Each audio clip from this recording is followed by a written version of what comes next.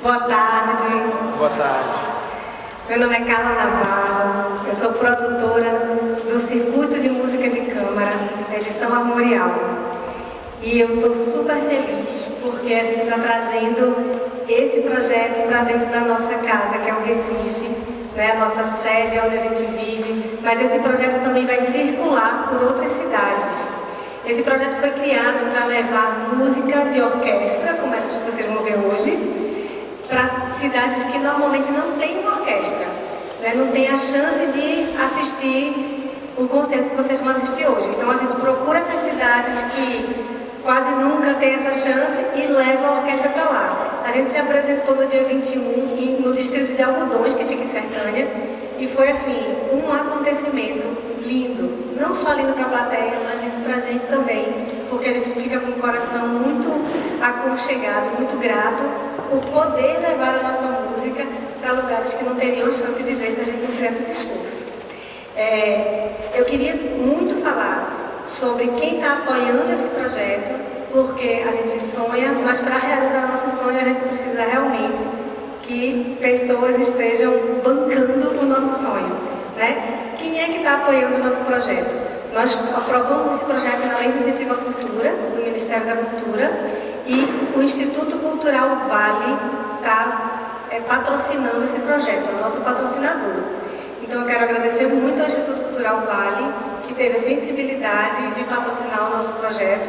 E a gente tem também apoiadores, que também sem eles não acontece, tá? Não é só patrocinador que faz acontecer, mas os apoiadores também fazem isso acontecer. Os nossos apoiadores são o Conservatório Pernambucano de Música, que é a Casa da Música, né, em Pernambuco. Também o Instituto Dom da Paz, né, que nos cede essa igreja linda. E as prefeituras de Sertânia, de Santa Rita, no Maranhão, de Itapecuru-Mirim, no Maranhão, e também de Camaragibe. Esse projeto está indo para Camaragibe, para Algodões, para Recife, para Santa Rita e para Itapecuru-Mirim. Então, acho que está na hora da gente fazer música, né? Vocês, pois não? A ida de vocês a uma determinada cidade é ao ponto da cidade ou vocês já têm essa agenda toda? A gente seleciona as cidades, mas normalmente a gente tem já umas cidades em vista, porque a gente já visitou e já sabe que ali não chega. Aí onde não chega a gente vai.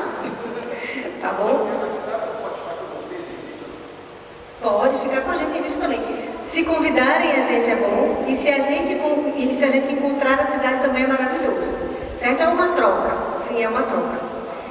Vamos começar então agora o nosso concerto-aula com o maestro José Renato Scioli e a Orquestra de Câmara de Pernambuco. Bem-vindos ao Circuito de Música de Câmara, edição armorial.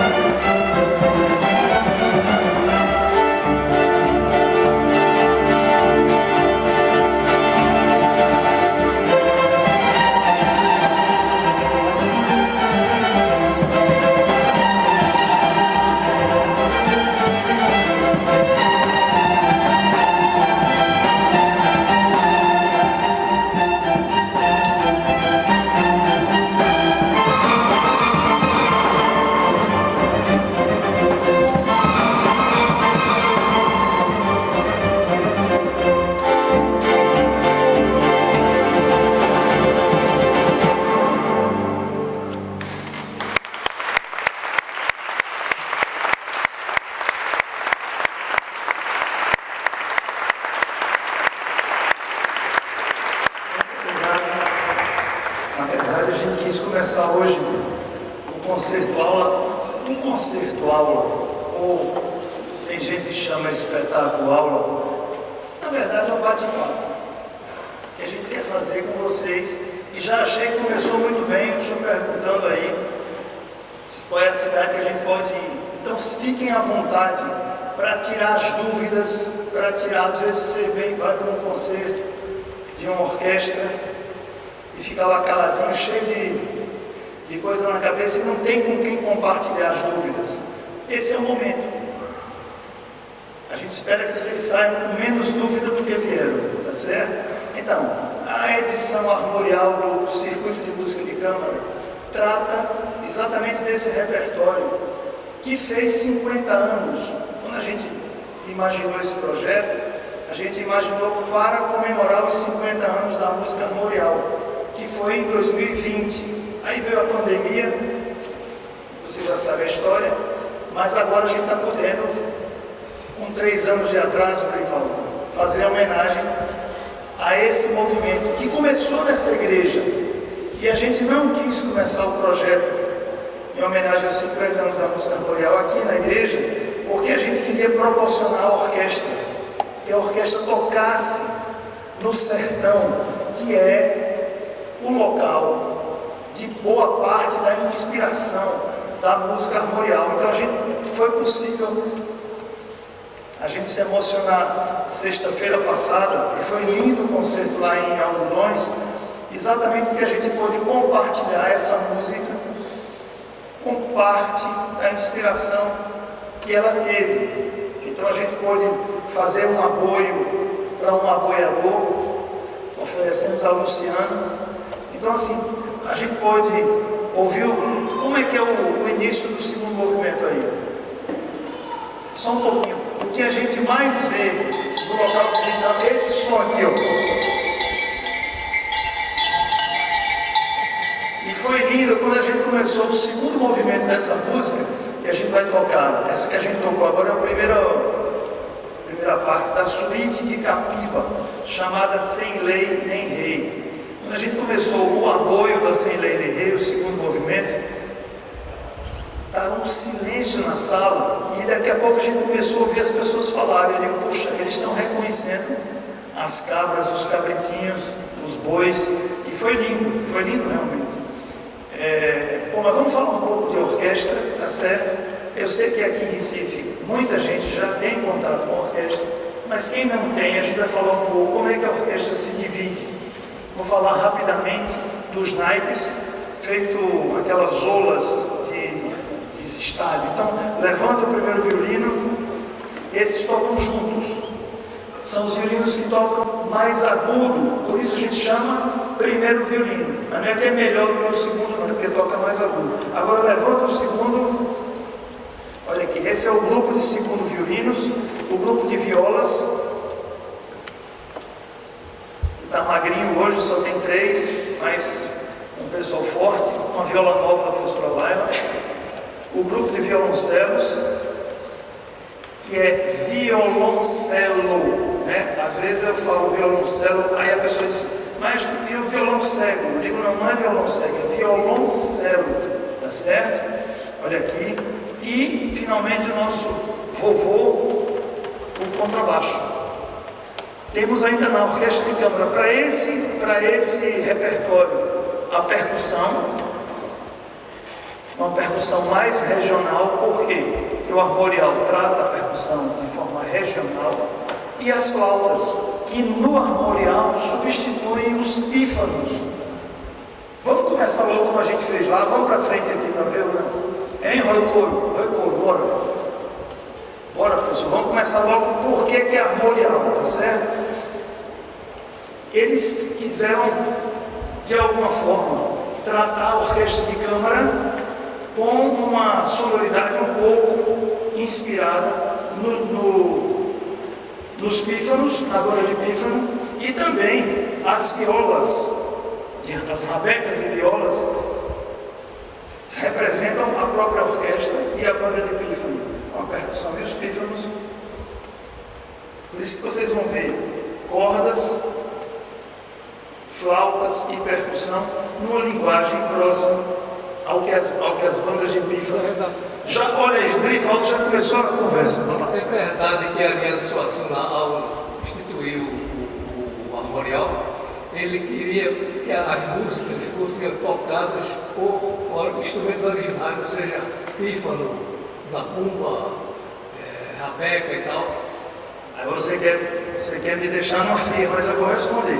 Veja bem, houve, num primeiro momento, uma união das ideias de Ariano com a orquestra. Já existia no conservatório um embrião de uma orquestra de cordas.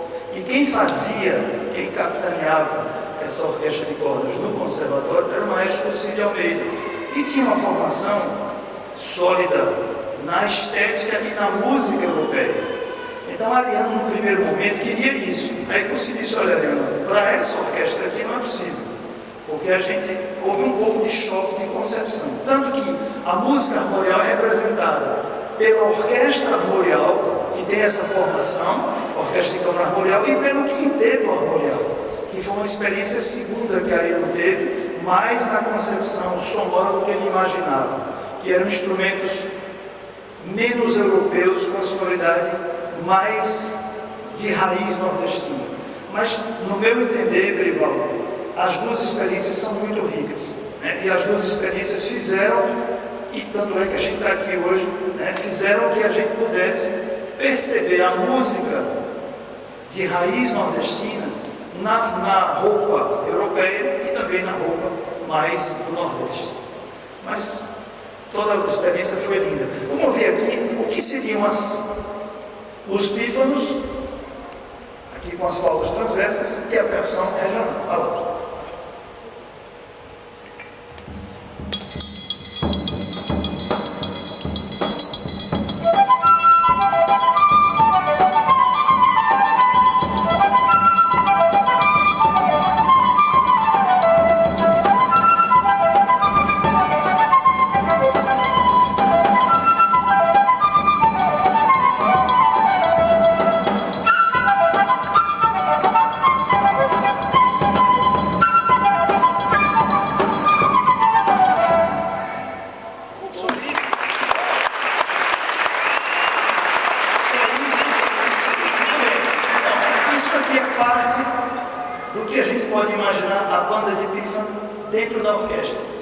Vamos de volta para a gente fazer o iniciozinho do Silene Rei, sem as cordas ainda.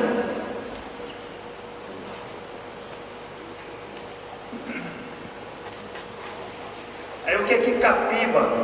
A gente conhece Capiba como compositor de frevo, né? A gente conhece Capiba essencialmente como compositor de frevo, mas Capiba fez música armorial, é um dos compositores. Aliás, tem uma coisa bonita, Brivaldo, que eu queria dizer. Em 1950, veio para Recife trabalhar na Rádio Jornal um compositor chamado César Guerra Peixe. E Guerra Peixe deu aulas para Capiba, para Jarbas Maciel, para Sivuca e para Clóvis Pereira. E parte desses, eu digo que aí foi o embrião da música armorial, né? E 20 anos depois, esses compositores que tiveram aula já estavam fazendo suas músicas e já puderam, vamos dizer assim, disseminar aquelas ideias que Guerra trabalhou com eles. Vamos fazer só o iniciozinho do Silene Rei, só para mostrar a sonoridade da flauta. A gente pode pegar já compasso 6, tá bom? Vamos lá. Compasso 6. Da primeira. Um tonzinho da primeira. Vamos lá. 2 antes de vocês, tá bom?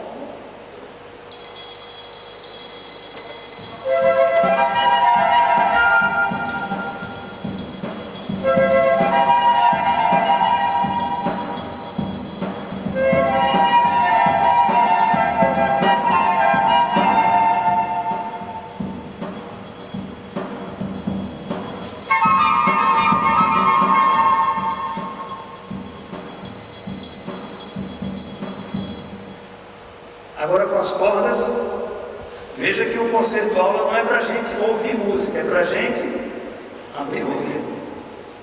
vocês viram, a gente botou aqui os pífanos, que não são pífanos, imitam pífanos, e percussão. Agora a gente vai colocar as cordas para ver como é essa mistura. Vamos fazer do início mesmo.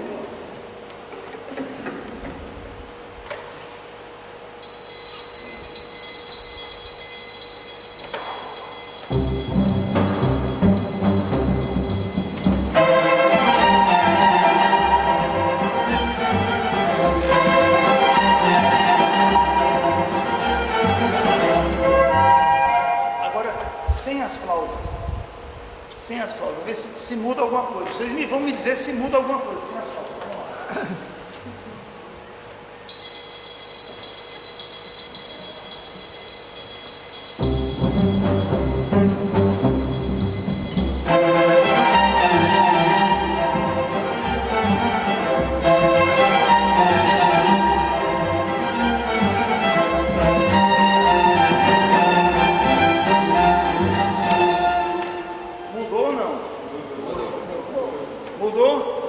Vamos ver agora com a flauta.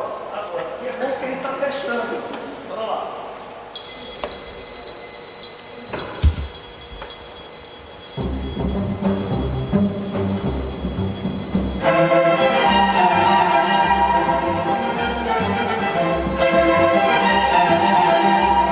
Sim ou não?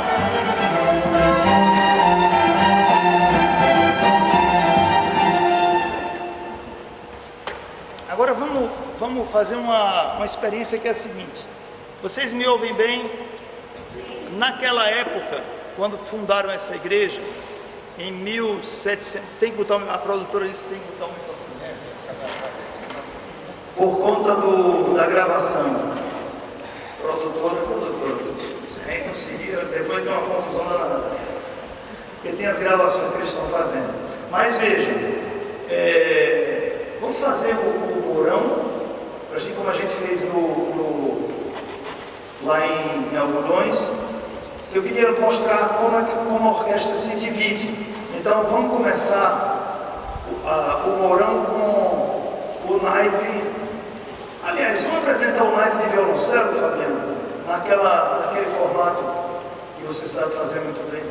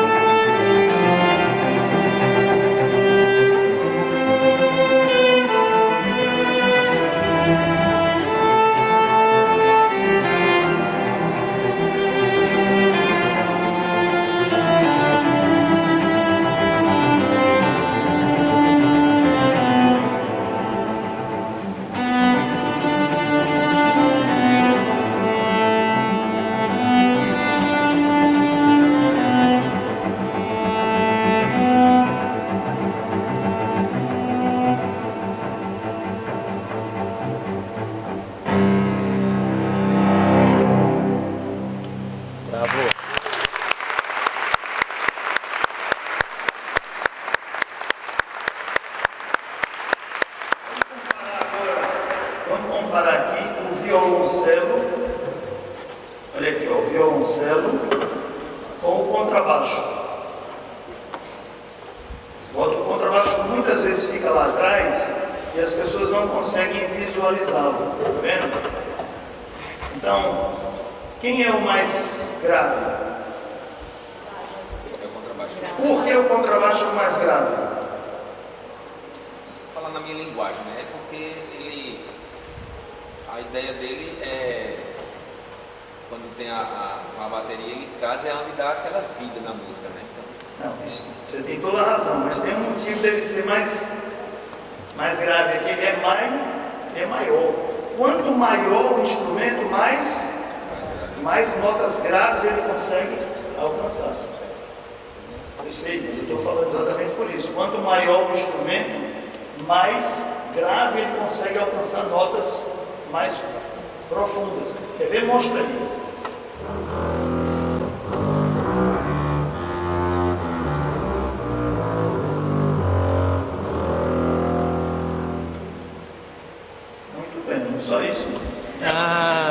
dar uma palhinha pra gente não de alguma música?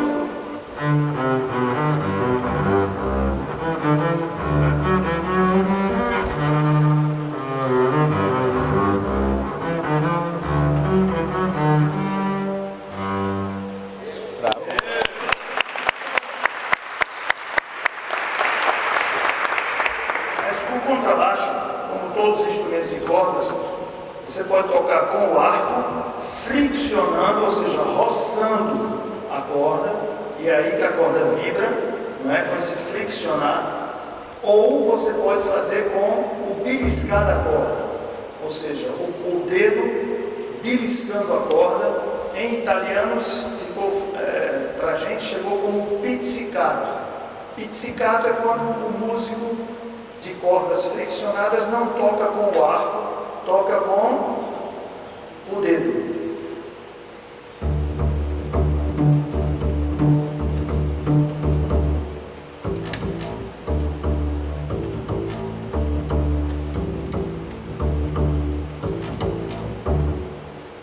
Muito bem, muito bem. Como é que chama esse negócio? Pizzicato. Eu para ajudar na minha memória, eu lembro de pizza. Em vez de falar pizza, eu falo pizzicato, de beliscar, tá bem? Muito obrigado. Vamos agora às violas, Carlito.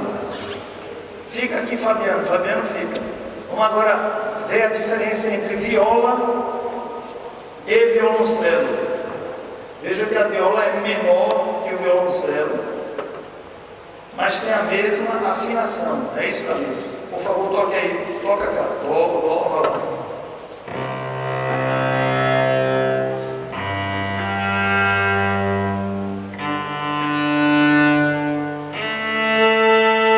Muito bem, só que a viola, como é menor, toca mais agudo. É uma oitava acima. Uma oitava acima. Só que aí, olha o timbre, olha o som da viola, como funciona. Esse instrumento, Aqui, eu fico de... Esse instrumento é muito confundido com o violino, né? Ele tem as mesmas características, a técnica também é bem parecida. Peraí, só um pouquinho. Vem cá, Carol, já pra gente mostrar aqui, ó, como a viola é maior que o violino, tá vendo? Só que esse instrumento tem a mesma afinação do violoncelo. Toca uma oitava mais acima, ele é mais agudo que o violoncelo, mas é mais grave que o violino. Então, nesse triângulo vem o violino, a viola, o violoncelo e o contrabaixo. Então, a afinação da viola é a mesma do violoncelo.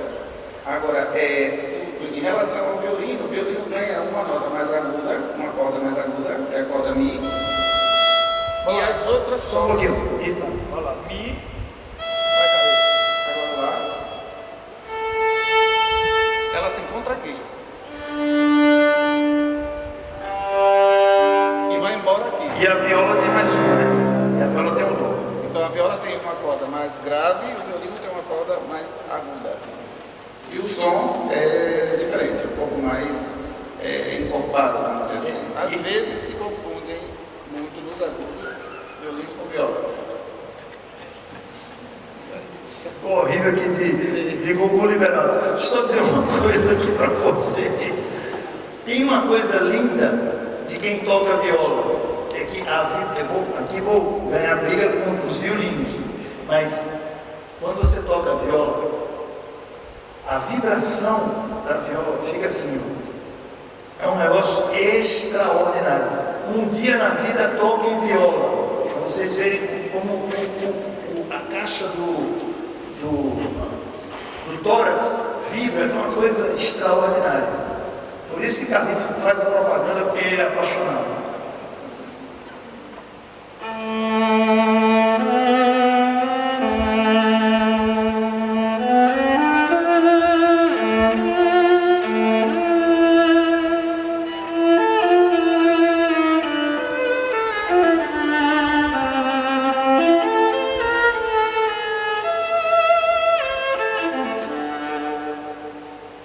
Bravo.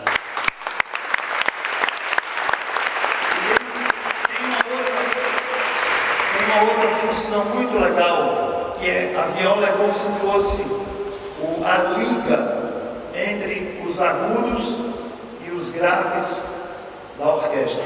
Uma orquestra sem viola é uma orquestra orquestra de extremos, sem aquele som que faz os médios, que faz a amálgama do som. Então é muito interessante a função que a viola é o meio de campo, senão o time fica só com ataque e defesa, e aí não tem time. Muito bem. Agora vamos para os violinos. Estão tudo com ciúme aqui os violinistas, tudo com raiva de mim. Olha, o professor Silvio já está com raiva. Então, aqui o violino, vem cá, Mário, vem cá. Veja, o segundo violino não difere nada do primeiro, é o mesmo instrumento. O que vai diferenciar é o que eles tocam dentro da orquestra. Então, o primeiro violino toca um pouco mais agudo e o segundo violino um pouco menos agudo, para dizer que é mais grave, tá certo? Muito bem. Carol, vamos fazer aquela história lá de mostrar o arco? Deu um problema danado lá no... Tire. Veja, a parte escura do arco é madeira, mas a parte clara, vou mostrar a vocês. Puxa aí, faz assim de novo. Olha, que coisa linda. É crina de cavalo. Crina de cavalo. É exatamente essa crina, quando ela é tensionada e ela faz a fricção com a corda vibra.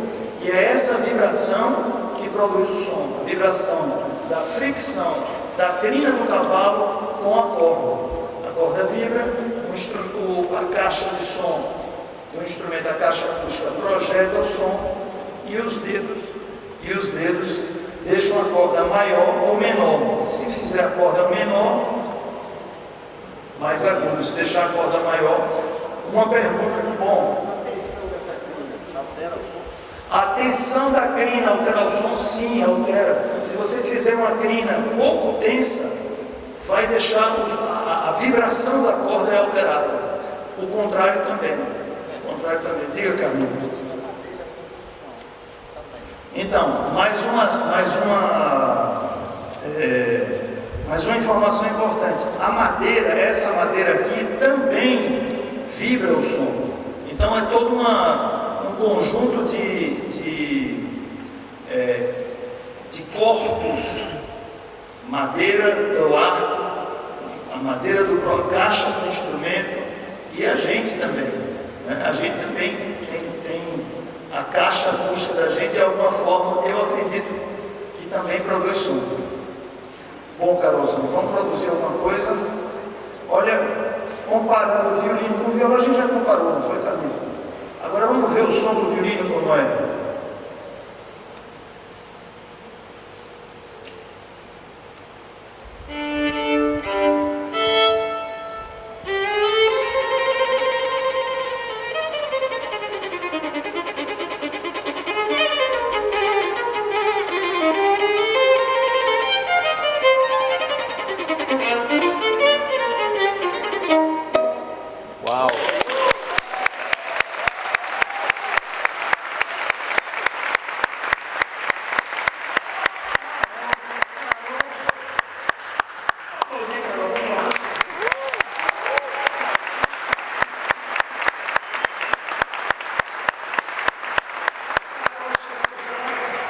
Sabe o que é isso? Guerra de egos, né? Mas o violino toca muito mais rápido e melhor do que todo mundo. É fogo. Parece que, se relacionando com a música raiz, que é a Zeca, uma afinação pernambucana, eu acho que a viola se enquadra mais dentro dessa compreensão. Sim. Você diz a viola, a viola é mais perto da rabeca. É isso que quer dizer? Sim, com certeza. Navega, com certeza. É verdade. A viola é o instrumento mais próximo da rabeca. Inclusive Laila, levanta aí. Laila toca a rabeca, né, Laila? E toca muito bem por sinal. Muito bem, vamos fazer um trechinho do Mourão, só para o pessoal entender como é que funciona. Eu vou mostrar para vocês agora trechos de cada naipe e depois a gente vai juntando para vocês sentirem como é que a orquestra é um conjunto maior. A orquestra é como uma sociedade. Todo mundo depende de todo mundo. E se todo mundo estiver harmonioso nas relações, a vida é melhor. O deveria ser, pelo menos. Pelo menos aqui é, né, Fabiano? Vamos lá. Só o cello primeiro, vai lá.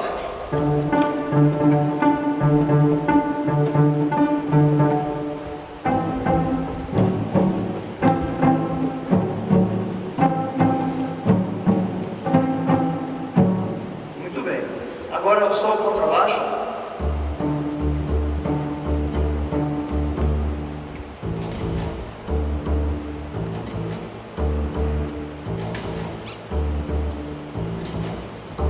Contrabaixo e violoncelo, olha lá.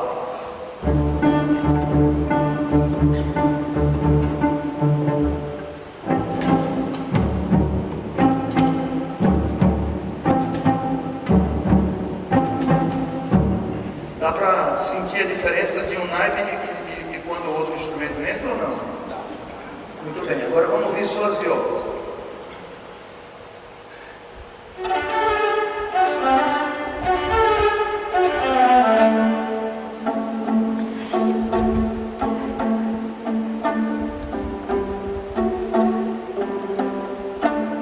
Agora, violas, violoncelos e contrabaixo.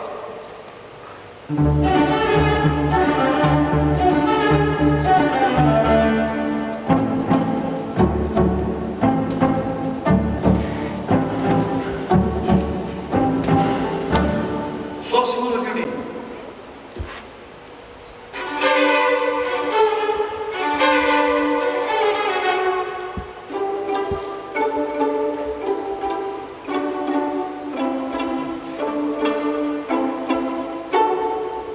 Os quatro naipes.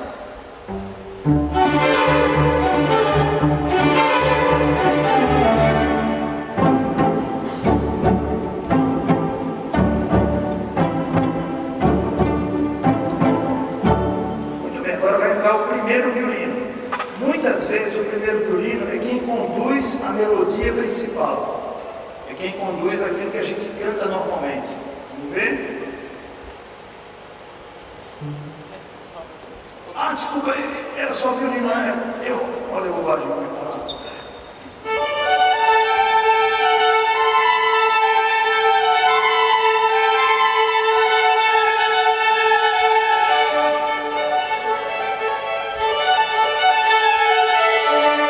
Agora toda a orquestra, vamos lá. Os pitches podem ser mais percutidos, vamos lá.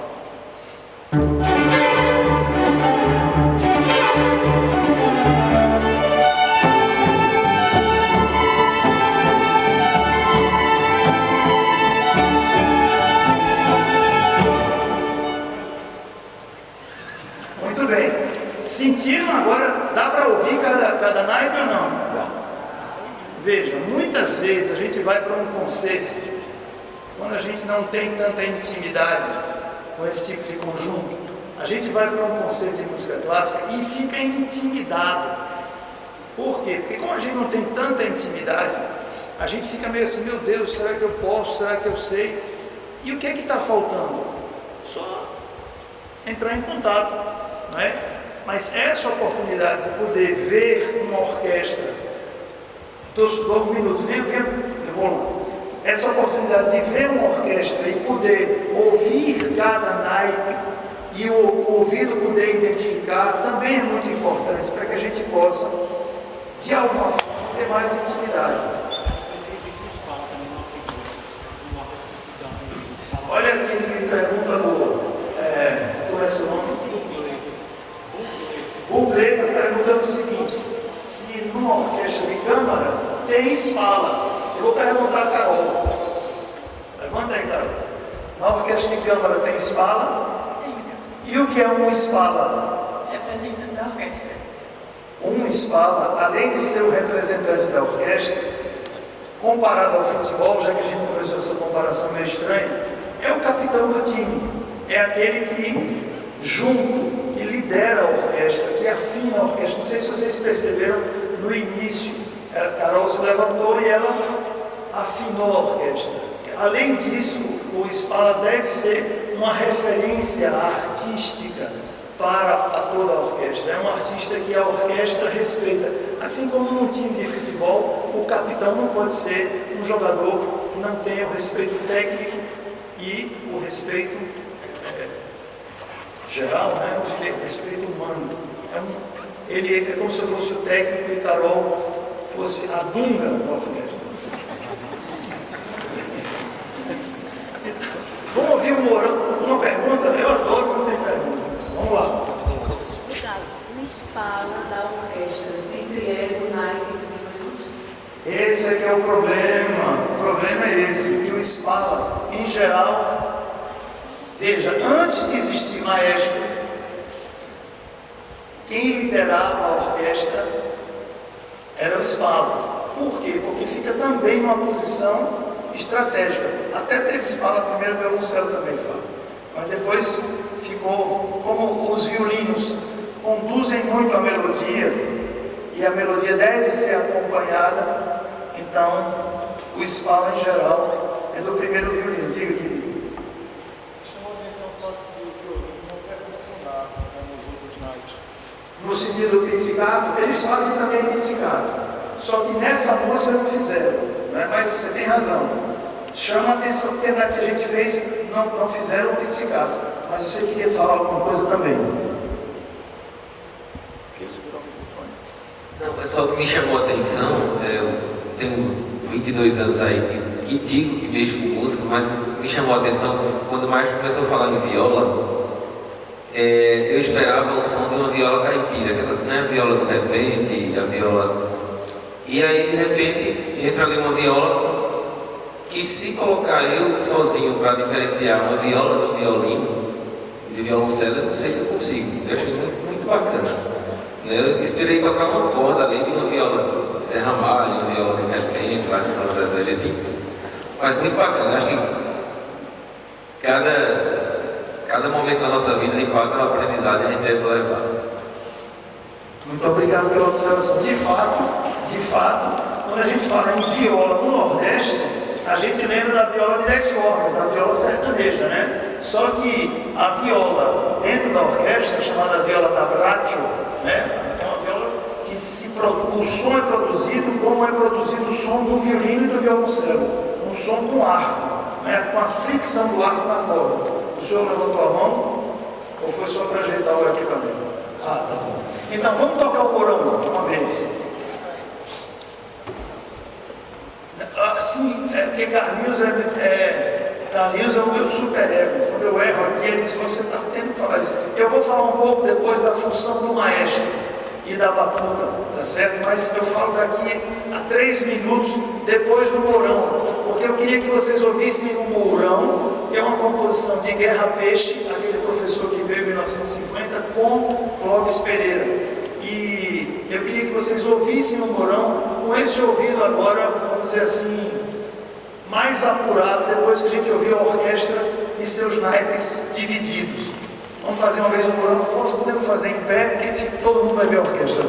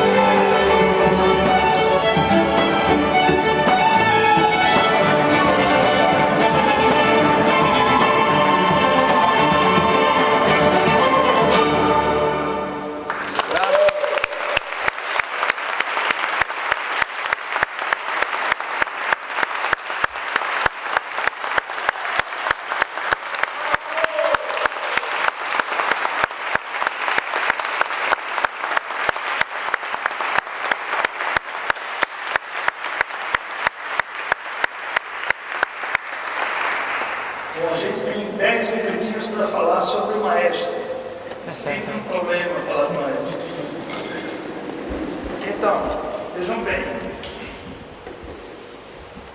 Cadê Luísa? Helena dizia, Luísa, que isso aqui era um galinho. Disse, papai, aquele galinho serve para quê? É o galinho, ela achava que era o galinho. Aí eu disse, olha, aquele galinho serve para quê? Quem é que acha, quem é que pode dizer para que serve a batuta? Para reger uma festa. Para conduzir. Sem dúvida, para conduzir, para reger, mas veja, ela tem uma função interessante no sentido de prolongar o braço. É possível reger sem batuta? Sim, é possível reger sem batuta, mas a batuta, por exemplo, numa música rápida, vou mostrar a vocês aqui, ó. Vamos fazer um morão, vou fazer um pouquinho, não toque muito forte, não, só para mostrar para o pessoal. Se eu faço uma música muito rápida, por exemplo, ó. Com 1 minuto você morre. Aí o que a batuta faz? Quando você faz muito rápido, eu faço isso. Eu não preciso mexer tanto o braço, porque eu tenho um prolongamento do braço que me facilita a vida. Uma vez eu fui reger uma ópera e tinha uma polca. E foi logo quando eu fui reger a ópera a primeira vez, era essa ópera que tinha polca, e eu queria que a orquestra tocasse muito forte, então eu fazia. Quando acabou o ensaio, eu nem apertava a mão das pessoas, o meu braço estava doendo. Então eu compreendi que a batuta, eu posso fazer muitos gestos só com ó. Tá vendo? Então a batuta, quando tem um conjunto maior, é mais fácil você conduzir com batuta. Mas e a função do maestro? Hein, Chico? Qual é a função do maestro? Brigar com todo mundo. Qual é a função do maestro? Como é que é? Vamos ver. Vamos ver se Chico vai passar Algumas delas dá o tempo de entrar, dá o ritmo da música, para todo mundo tocar no. Então, dar as entradas de cada instrumento, fazer a música mais rápida, né? Eu vou falar três coisas bastante interessantes que o maestro pode fazer. Ele pode fazer que a música seja mais rápida ou mais lenta. Ele pode, no gesto, né, fazer que a música seja mais forte ou mais fraca.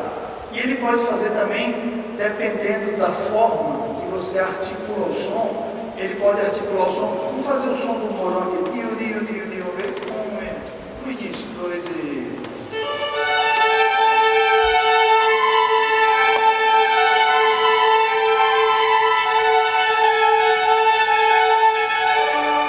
Ou seja, se eu faço um gesto mais redondo, é porque eu estou querendo um som mais... um som escol, né? Mais redondo. Agora aqui, se eu faço isso...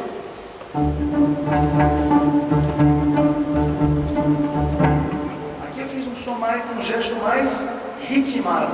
Então, vai depender, a gente chama isso em música de articulação. E quando junta todo mundo, como é que faz? Aí a gente prioriza os sons que a gente quer dentro da gama de sons que a gente tem. Vou fazer um pouquinho do gestual só para a gente mostrar a vocês como influencia. Pode ser o morão, né? Vocês vão ficar enjoados de morão.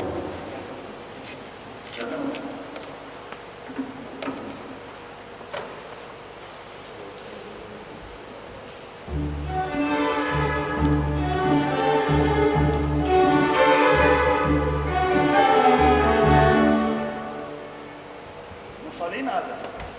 Eu só gesticulei diferente. Mudou o som? Sim ou não? Sim. De novo.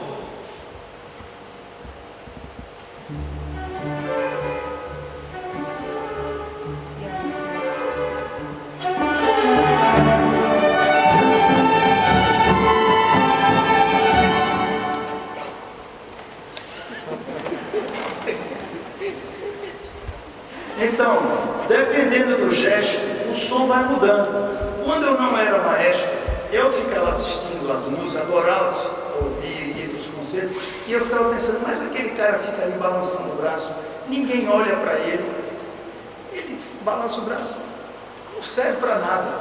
fica só decorando, fazendo um papel de decoração, mas não é verdade.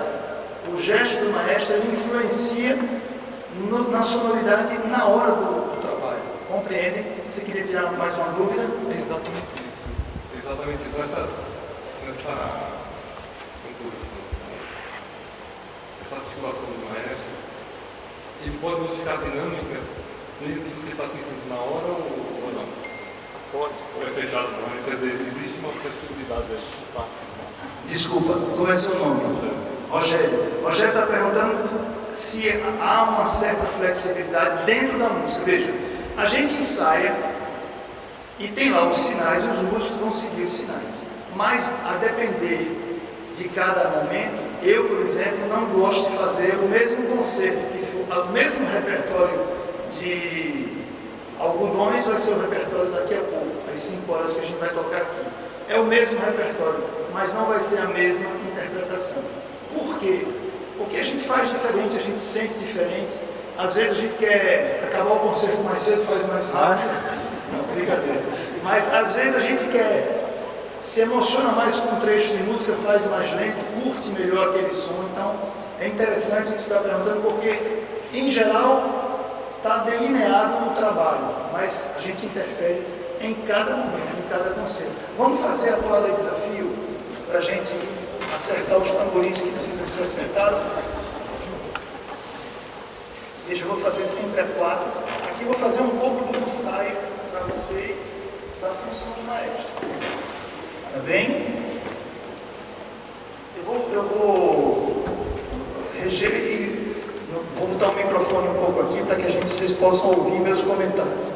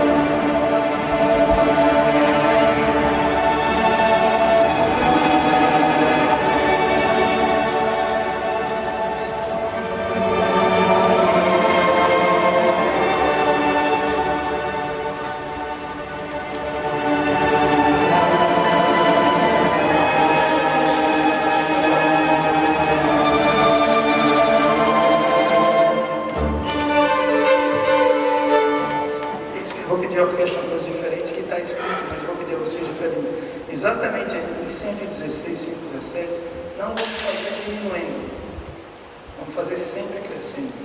Então peguem, por favor, o compasso 115. A gente cresce para o 116 e cresce mais para o 117. Anotem, por favor.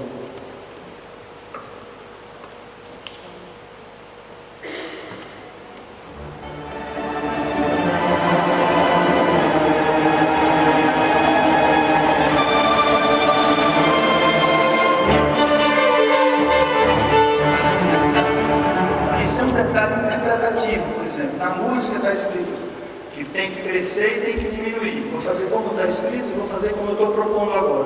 Vou fazer como está escrito, só para vocês verem também a função do maestro, que não é só balançar o braço. A gente faz no gestual aquilo que está concebido como interpretação na cabeça da gente. Por exemplo, aqui está escrito que a gente vai crescer, o som vai ficar forte, depois o som vai ficar fraco e depois a gente vai mudar de ambiente sonoro, de ambiente, de atmosfera sonora. Mas estou pedindo o contrário agora. Vamos fazer como está escrito, olha lá.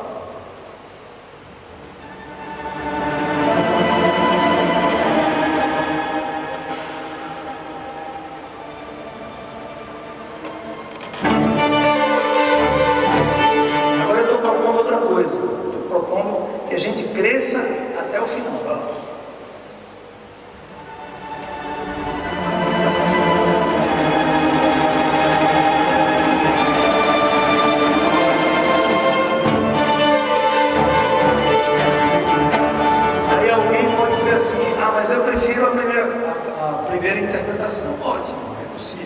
Alguém pode dizer, eu prefiro a segunda, também é possível. Só para mostrar que o maestro tem essa função de buscar uma interpretação aqui está escrita e às vezes aqui não está escrita. Diga, por favor. Isso o maestro, ele decide na hora, né? Como é que vai fazer? Veja, é melhor não decidir na hora, porque é muita gente. É melhor decidir, é melhor combinar. Agora, tem coisas que eu combino e não faço. Por quê? Porque aí o que acontece? Aí é uma questão também da forma com que você encara a regência. Tem gente que ensaia tão bem ensaiado, que nem precisa reger, porque a orquestra já está meio que automatizada. Eu não gosto desse tipo de interpretação. Eu prefiro quando a gente se olha e quando a gente interage na hora, porque fica uma interpretação mais viva e, na minha forma de ver, mais honesta. Mas cada um faz do jeito que acha que se sente mais seguro. Eu, por exemplo, esse momento aqui, se eu não combinasse com a orquestra, ela ia fazer o que estava escrito, porque foi o que a gente combinou com os ensaios.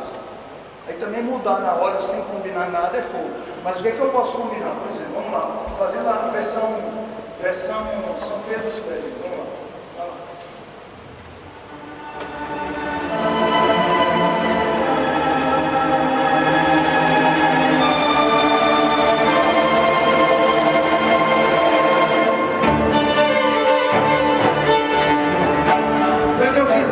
Agora eu segurei mais o último som. Eu não combinei com eles, mas segurei, eu seguro. Se não segurar, dá problema. Tem gente que não quer fazer, aí fica fora. Paciência. Mas funciona também a gente, às vezes, fazer alguma coisa que não está tão combinada. Ou descombinar através do gesto. Muito bem. Eu queria agradecer a todos a presença para o nosso concerto aula. Dizer que agora a gente vai fazer um pequeno intervalo. Não pode não? Se o público não for, acho ótimo. É para ficar o público com hoje. Porque a produtora que fica falando aí não está entendendo. Sim. Carrito, que horas são? Carrito é o nosso sindicalista. 4 e 5. Então, alguém quer reger a orquestra? Você, vem cá. Sempre é bom a criança.